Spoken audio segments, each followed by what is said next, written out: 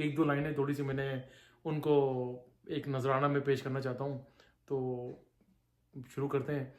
हुजूर ऐसा कोई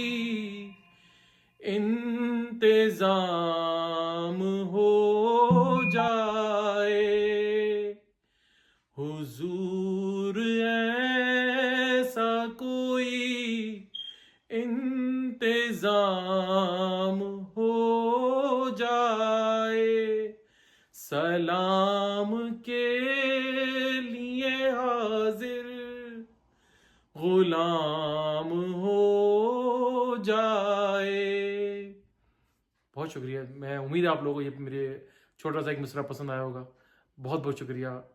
इंशाअल्लाह ताला हम सबको अल्लाह ताला तमाम खुशियाँ नसीब अता फरमाए, हमारे हम सब के लिए आसानियाँ अता फरमाए। आमीन सुम्मा आमीन। अल्लाह हाफ़िज़।